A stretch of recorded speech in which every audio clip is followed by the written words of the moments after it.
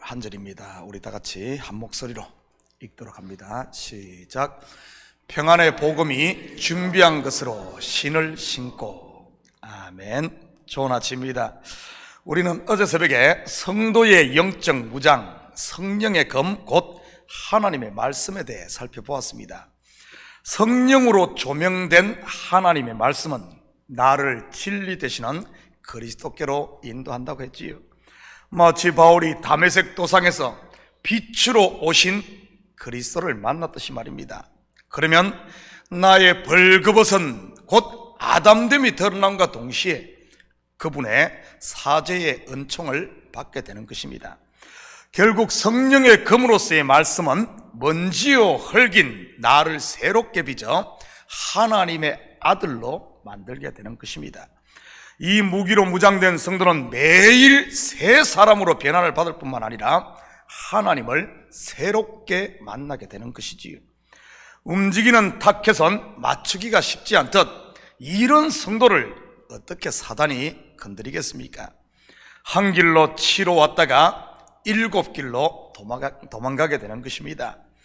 기도원의 300 용사와 미디안과의 싸움이 이것을 보여주는 것 아닙니까? 기돔과 그의 사람들이 가진 무기가 뭐였죠? 항아리 속에 든 횃불 그리고 나팔이었습니다. 그들이 어떻게 적들을 물리쳤습니까? 횃불을 들고 조용히 가서 적진에 불을 질러서 다 태워 주겠습니까? 아니죠. 적진으로 가 자기가 들고 있는 항아리를 깼습니다. 항아리 곧 질그릇이 뭐죠? 바로 내가 속에 횃불을 담은 항아리요, 질그릇은 다름 아닌 나 자신을 말하는 겁니다. 적을 공격하기 이전에 나를 깼다는 그런 말이지요. 이것이 곧 내려놓음이요, 순종이요, 더 나아가 자기 부인인 것입니다. 그 항아리 속에 무엇이 있었습니까? 바로 횃불입니다. 저와 여러분 속에 있는 성령을 상징하는 것이지요. 나라는 항아리가 깨지자 성령의 불, 곧 우리 속에 있는 그리스도의 빛이 뿜어져 나온 것입니다. 그래서 어떤 일이 벌어집니까? 적들이 자기들끼리 서로 죽임으로 전쟁에서 승리하게 되지요.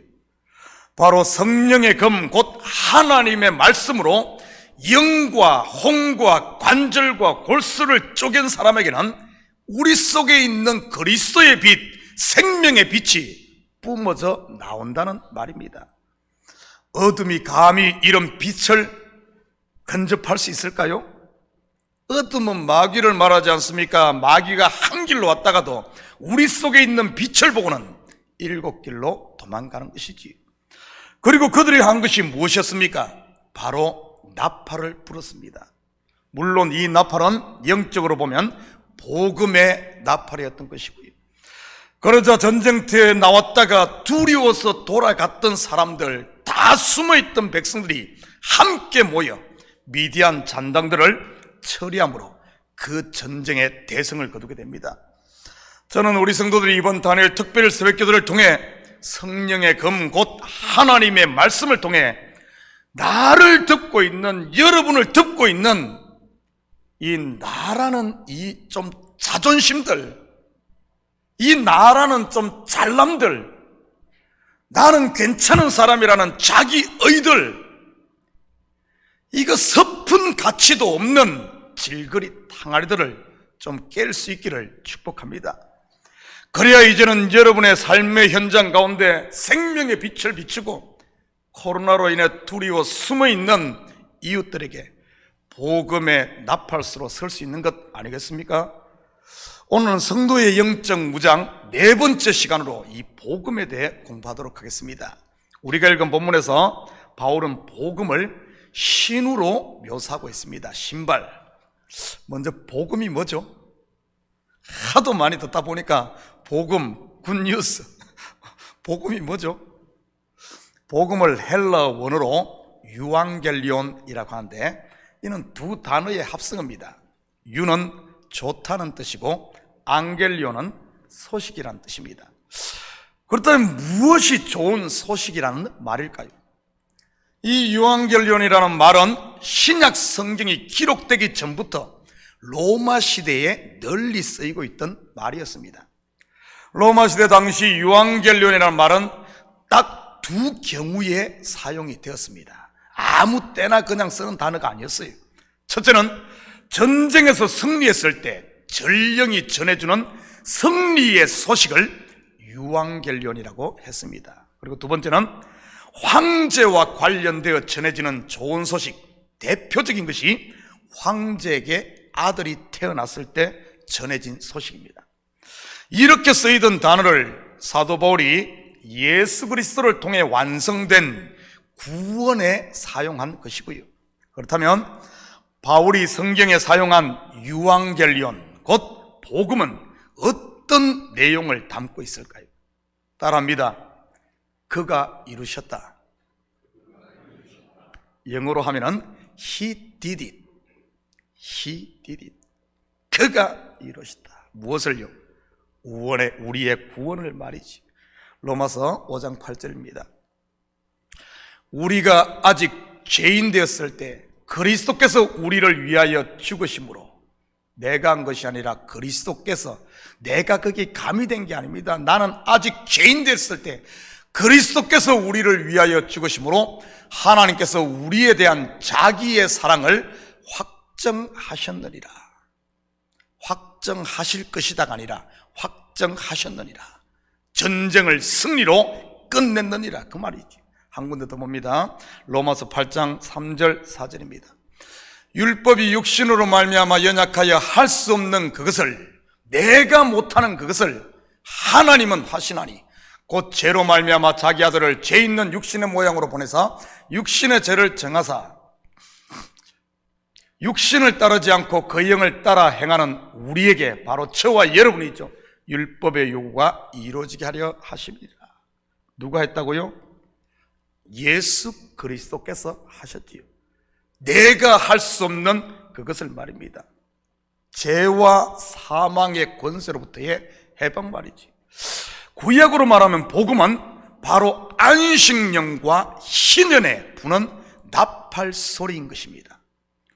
여러분, 안식년과 희년, 7년마다 안식년이 돌아오고, 그리고 7년이 그 뭡니까? 안식년이 7번 반복되는 49년 후에 50년째 되는 그날에 희년이 돌아옵니다. 이 나팔 소리가 의미하는 것이 무엇이겠습니까?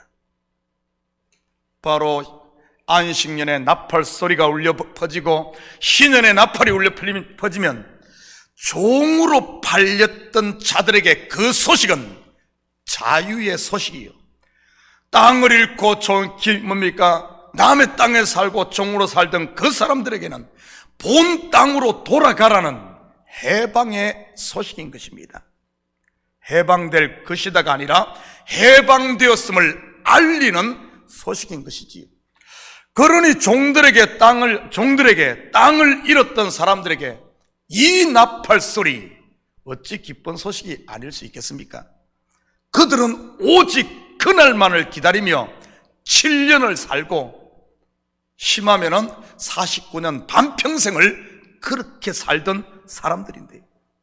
그런데 이 나팔 소리를 듣지 못한 종들은 어떨까요? 여전히 안식년이 되었음에도 그 안식년만을 기다리고 쎄 빠지게 일하며 종으로 사는 것이지. 지금 대표적인 사람들이 유대인들 아닙니까? 안식년이 되었음에도, 희년이 되었음에도, 예수 그리스도가 왔음에도 그들은 그것을 알지 못하기에, 믿지 못하기에 여전히 안식일에 엘리베이터 버튼 하나도 못 누르고 가스레인지 불도 못 켜고 그렇게 매여서 경직되어 하나님께서 자유를 선포했건만 그러지 못하고 매여 살지 않습니까? 어디 그뿐이겠습니까? 얼마나 많은 사람들이 죽음의 두려움에 죄에 매여 지금 그러고 있습니까? 나팔 소리를 못 들은 사람들만 그런 것이 아니라 듣고도 그 의미를 모르는 사람들도 마찬가지고요. 그렇다면 율법의 저주에 매인 인생들에게 복음은 무엇이겠습니까? 이 저주에서 풀려났다는 소식이죠. 그러기에 복음은 해방의 소식이요, 자유의 소식이요, 평안의 소식이요, 승리의 소식인 것입니다. 하나님께서 모든 것을 완성하시고 은혜를 베푸셨으니 이제는 돌아오라는, 자유하라는 소식 말이지요. 이 소식을 듣고도 여전히, 심지어는 교회 안에 있으면서도 혹시 종으로 사는 분은 없습니까?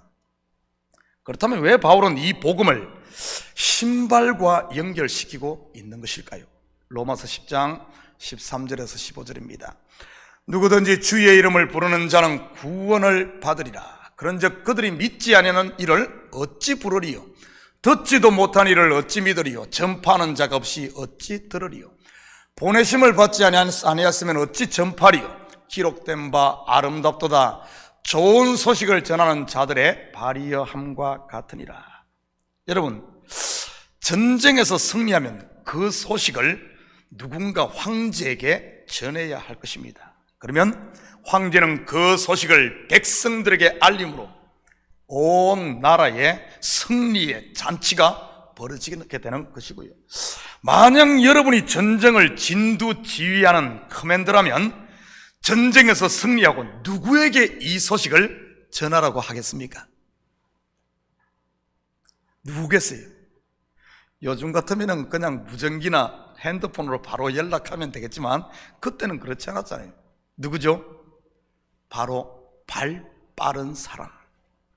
말을 이용한다면 말 중에서 가장 빨리 달릴 수 있는 바로 명말을 보낼 겁니다. 혹시 여러분 가운데 누군가를 펄쩍 뛰게 할 만한 기쁜 소식을 전해본 적 있습니까? 그 사람을 기절시킬 만큼, 아주 그런 정말 환호성을 부를 만큼 그런 기쁜 소식 말이지. 그분을 만나러 갈 때 발걸음이 어떻던가요? 날아가는 것 같지 않던가요? 뛰어도 힘든 줄 모르고 멀어도 먼 줄 모르고 말이지. 그런데 반대로 누군가를 통곡하게 만들고 누군가의 머리 뚜껑이 열리게 할 만큼 이런 안 좋은 소식을 전하게 갈 때 발걸음은요, 말하지 않아도 아마 천근만근일 것입니다. 대부분이 이런 이야기들은, 이야기 전하는 것은 살피 미루다가 오히려 일을 더 키우는 경우가 많습니다. 저도 그런 경험이 여러 번 있고요. 그럴 때 전화하려고 하면 마치 핸드폰이 뱀을 짚는 것보다 더 싫을 때가 있습니다. 이런 소식 전하는 것. 그렇다면 지금 저와 여러분의 발에는 어떤 신이 심겨져 있어야 하겠습니까? 당연히 나를 날게 하는 복음의 신인 것이지. 그러면 사람 만나는 것이 아마 즐거워지고 삶이 신이 나고 발걸음이 가볍게 되는 것 아니겠습니까? 일터로 향하는 것도 즐겁고 학교 가는 것도 행복하고 교회에 오는 것은 날아갈 것 같고 말이지요.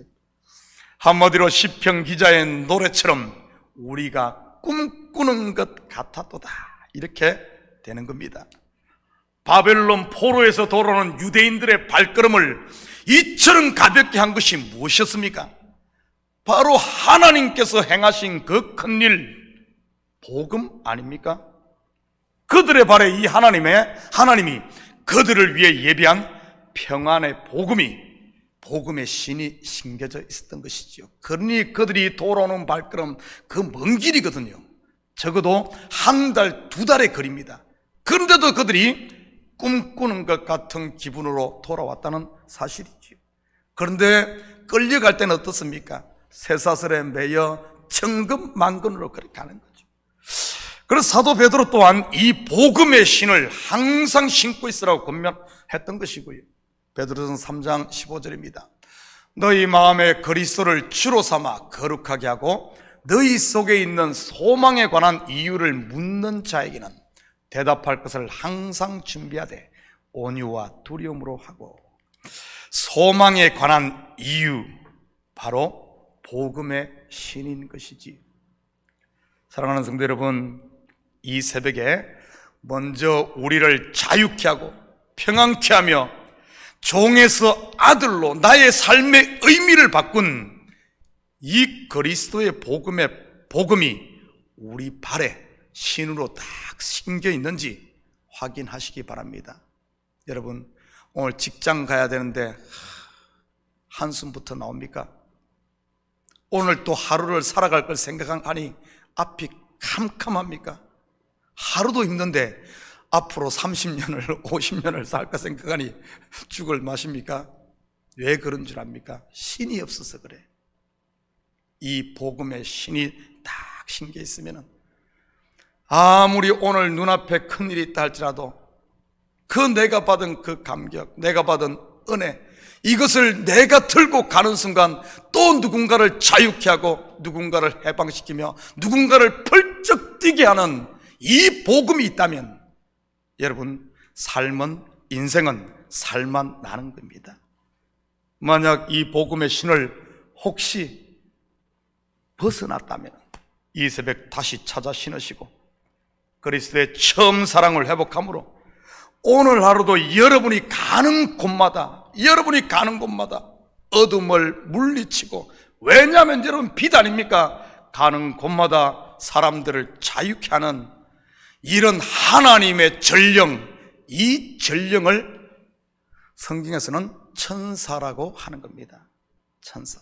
오늘도 하나님의 천사로 사는 이런 복된 우리 식구들 되기를 주님의 이름으로 축복합니다. 같이 기도합니다.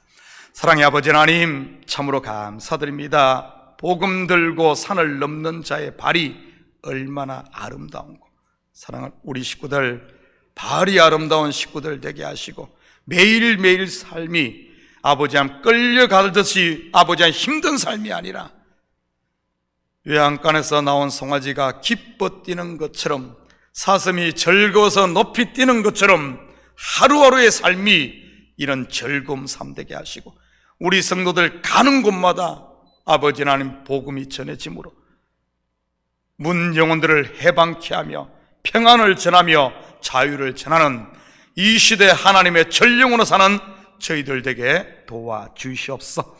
감사드리며 예수님의 이름으로 기도드립니다. 아멘.